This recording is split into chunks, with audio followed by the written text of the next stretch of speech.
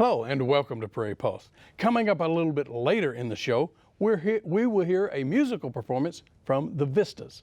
But first, joining me now is Megan Laugenschlager, the Executive Director of Strengthen ND. And Megan, I hope I got your name right. And welcome. We're glad you're with us today. Thank you so much for having me. And I know it's a hard name to pronounce, and you did a fabulous job. Well, with that said, tell the folks a little bit about yourself and your background, maybe where you're originally from. Sure. I grew up on a farm and ranch in central North Dakota, just outside of a small town called Warwick.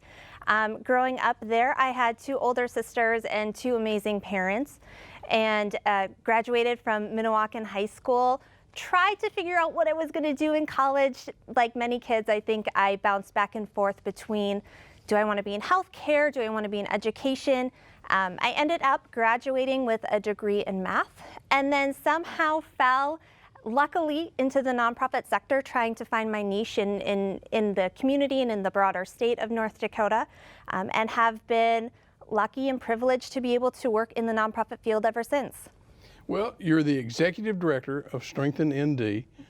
What is Strengthen ND? Sure. Strengthen ND at its core is a capacity building organization. So our goal is to work with nonprofits, rural communities, and tribal communities to really help them be better.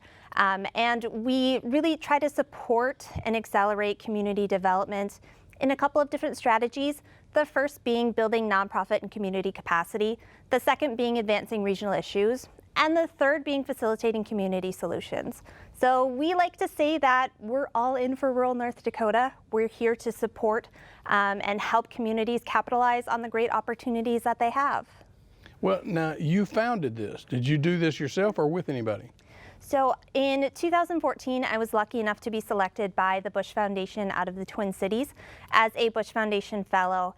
And through that work and that great continuing education that I was able to receive, it became more and more clear that there was a disparity between some of North Dakota's more urban areas and really the rural and tribal communities around what type of opportunities they were able to capitalize on.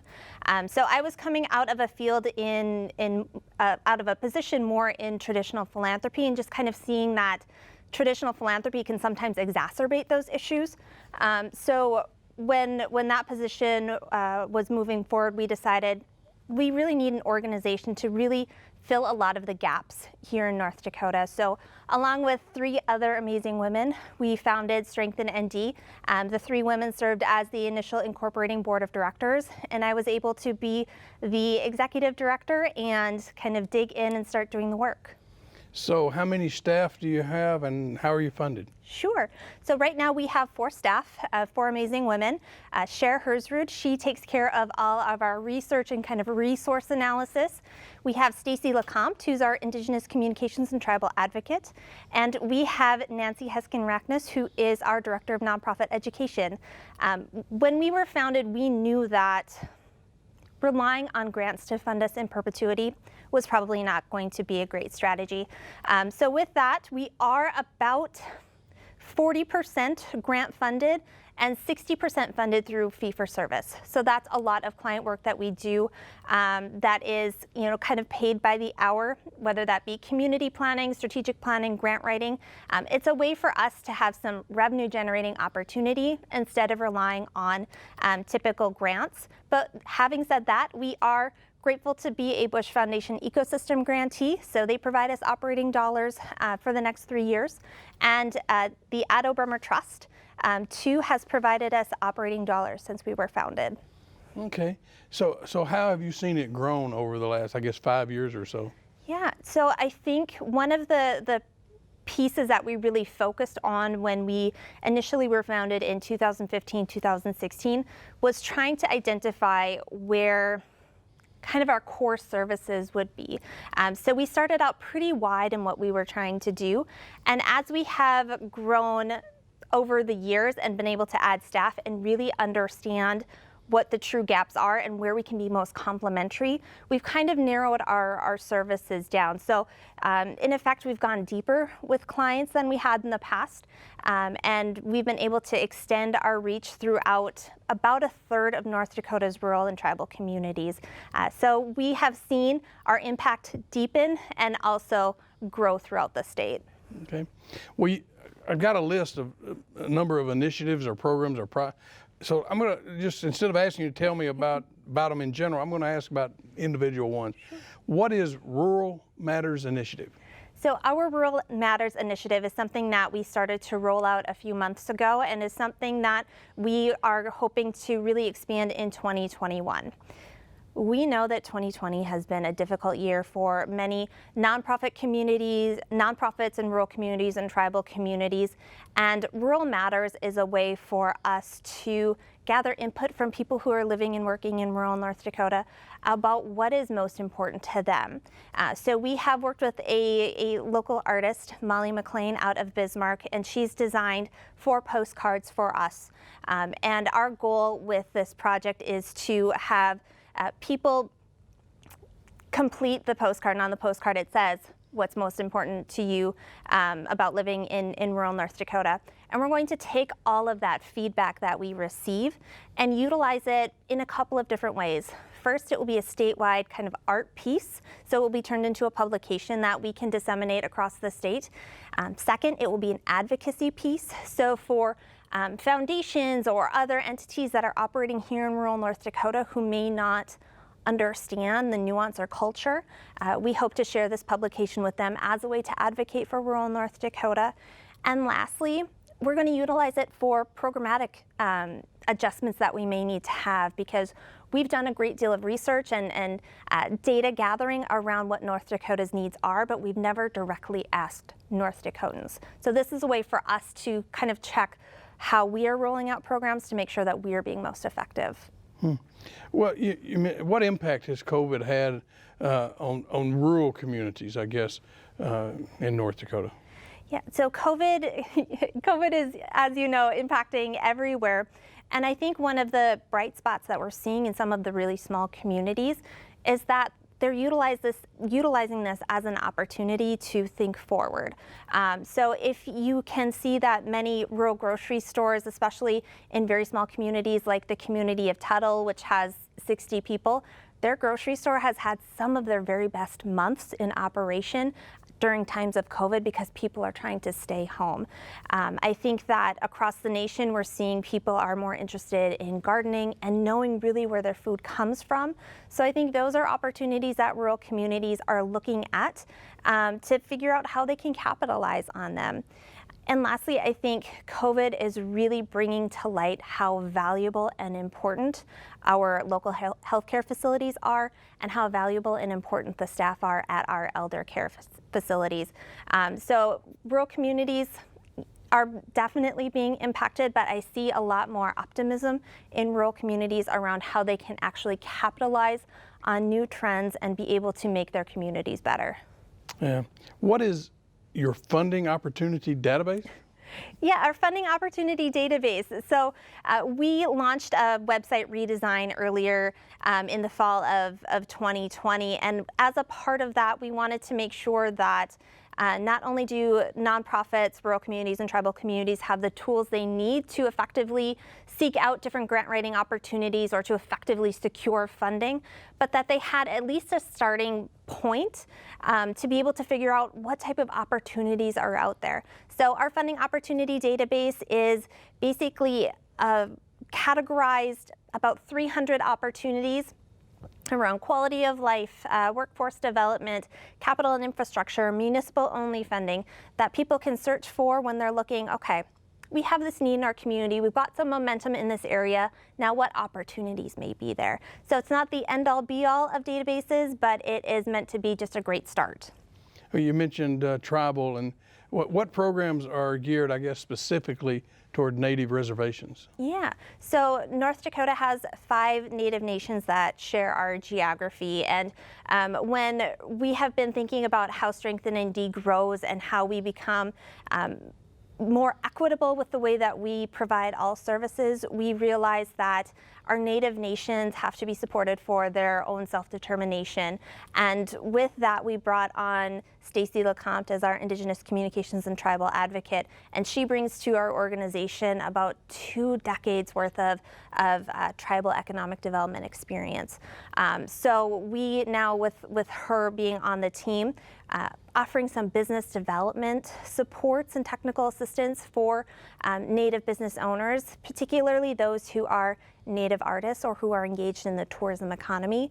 And this is especially timely as well with COVID because tourism has all but gone to a screeching halt, and a lot of our Native nations have kind of tourism-based economies. So she's able to work with Native business owners, work with tribal governments, work with other Native-led entities to figure out how we develop those economic development strategies along with those kind of one-on-one technical assistance pieces that can be vital as a business owner is operating and adjusting. Well, are you confident in rural North Dakota sort of post-COVID and going forward? Yeah, I mean, if there's ever a state that has more grit and resilience, it's North Dakota. We've been through hard times before, and during those hard times, we have seen individuals and communities really pull together to kind of work ourselves out of these unfortunate circumstances that we see ourselves in. And from what I've seen with communities that are trying to shift and adjust, they've really said, okay, this is not going to be the end all be all for us. We're going to figure out how we move beyond this. We're going to look beyond COVID. So I'm extremely bullish about the future of rural North Dakota after COVID. Well, let's go to a couple more things you've got. What is the Shared Kitchen Toolkit? Shared Kitchen Toolkit. So when we were looking at what was needed for rural communities and tribal communities, we decided to pull together somewhat of a resource library. And the Shared Use Kitchen Toolkit is something that we were able to find. And we think that with North Dakota's agricultural-based economy, with the emerging trends around people wanting to know where their food comes from and being engaged in actually manufacturing their own food, we wanted to make sure that that was available. So that's a toolkit that is on our site. We didn't author it. It's a product of USDA, but it's a great way for communities to think about how they utilize their shared kitchen space, whether that be at a senior living facility, in a hospital, or anywhere else in their community to support not only access to healthy and fresh foods, but also ways for people to generate revenue during these times of COVID and beyond. Mm-hmm. Well, we're going on to another toolkit, the Urban Agriculture Toolkit. Yeah, the Urban Agriculture Toolkit too is a product of USDA, and that's something that is on our site as well. Again, kind of thinking about COVID and people's interest in gardening and urban gardening and what does community gardening look like. We included that on our website because we think that that's a great way for communities to give back to one another, for people who are seeking food challenges, especially in North Dakota's many food deserts, to have greater access to fresh and healthy foods in order to, as well as to build community. So that is another toolkit that we've included, and that plays into our broader initiative around building resilient farm country. We think that we can spur greater outcomes for North Dakota as a whole, as well as individual communities, if we think about going back to our small-scale farming roots. And whether that's community gardening or micro farming, we think that North Dakotans can be successful by really embracing those roots and utilizing them to feed their families and to hopefully make a profit. Yeah, now you have some events, I guess, but what kind of events do you have in 2021 that maybe you've rescheduled because you had to postpone because of COVID? Yeah, so one event that we are extremely excited about and looking forward to that did have to be rescheduled because of COVID is the concert that we have called A Unique Evening of North Dakota Music. So the Tuttle Rural Innovation Center is this great space in Kidder County, and they are looking at how they can build a regional economic development hub. And as a part of that hub, there's an event space. And with the support of the North Dakota Council on the Arts, this great event featuring North Dakota artists like Keith Bear, like the Larson Brothers, was planned. And we are hoping to bring that back and to be able to do that in 2021 because it's a great way to, again, build community with rural North Dakotans, to highlight all of the great talent that we have here in North Dakota, and to just kind of keep remembering and highlighting North Dakota's great, unique culture. Okay. Well, let's go to some of your other programs. What is the Change Network? Sure.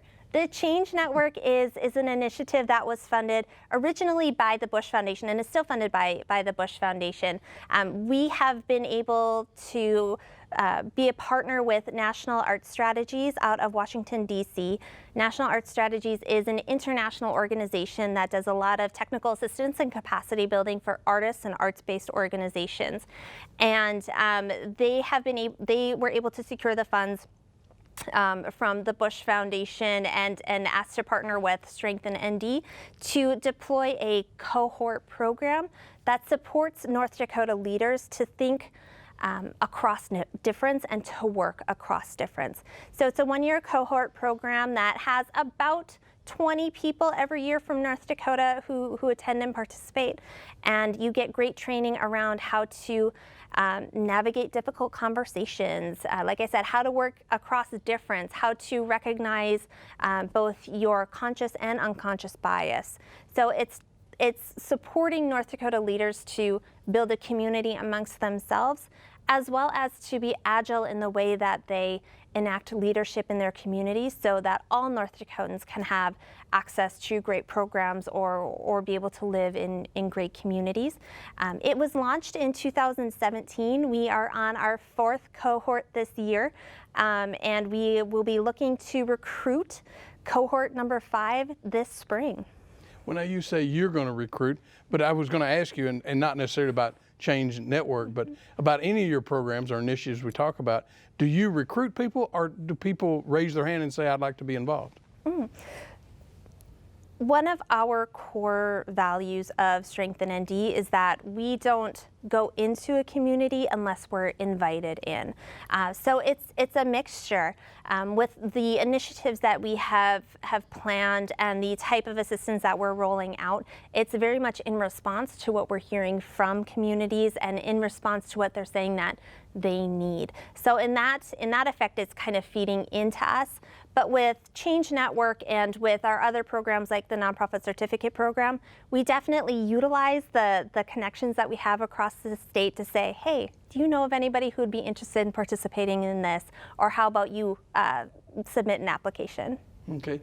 You mentioned Nonprofit Certificate Program. That's my next question. What is that? Yeah, so the Nonprofit Certificate Program is something that's really special to me because this was the kind of kick-off initiative that we had at Strengthen ND.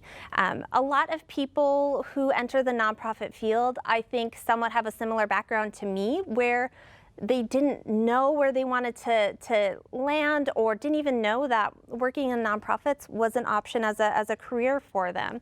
So the Nonprofit Certificate Program is meant to support individuals interested in entering the field, potential board members or current board members, as well as existing nonprofit staff, to really learn the fundamentals needed to effectively run an organization.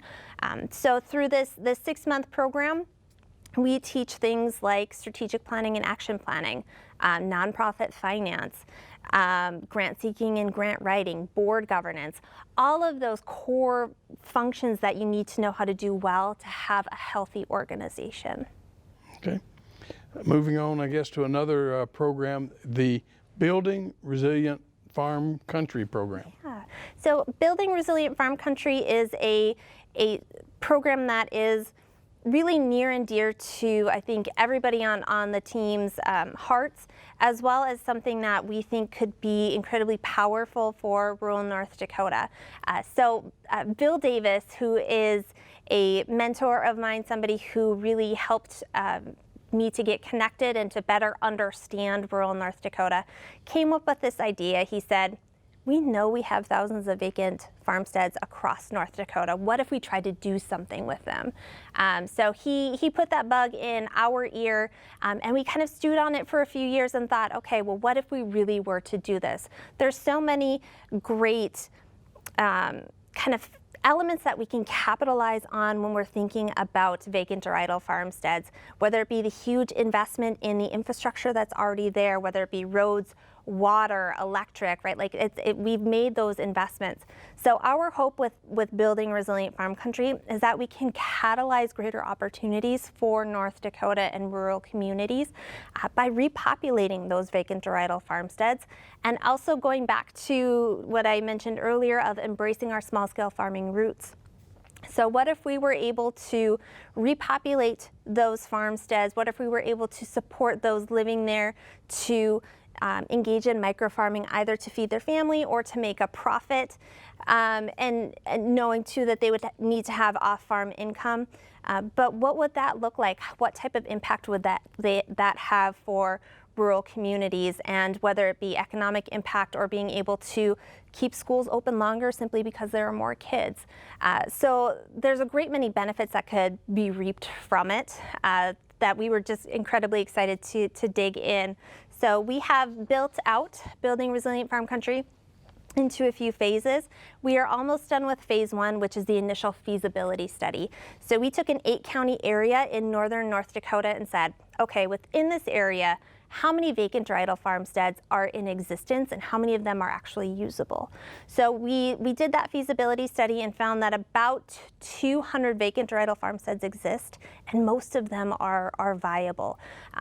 So we're wrapping up that feasibility study to better understand the local food systems in that region and how we move forward. And the second phase of Building Resilient Farm Country is really looking at how do we support rural communities to embrace people who aren't from rural North Dakota or who may look differently from us. And that's our work with narrative change with the Bill and Melinda Gates Foundation. Well, and I'm sorry because we're out of time. So it takes 4 amazing women, I'm sure, to get all this done. But if people want more information, where can they go? Who can they contact? Yeah, they can go to our website, strengthennd.com. Thank you so much for joining us today. Thank you for having me. Stay tuned for more.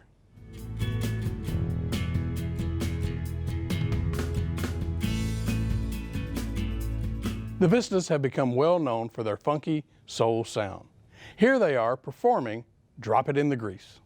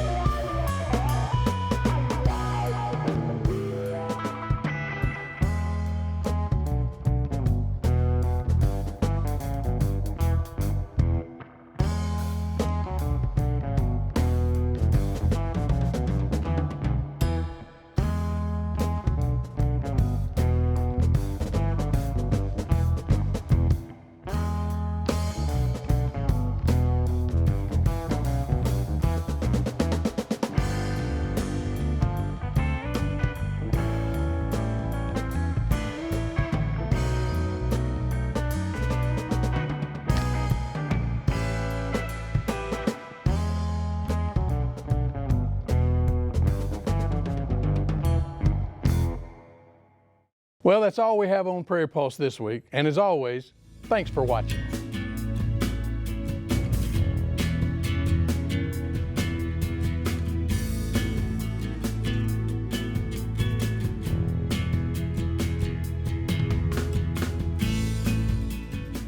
Funded by the Minnesota Arts and Cultural Heritage Fund with money from the vote of the people of Minnesota on November 4, 2008. And by the members of Prairie Public.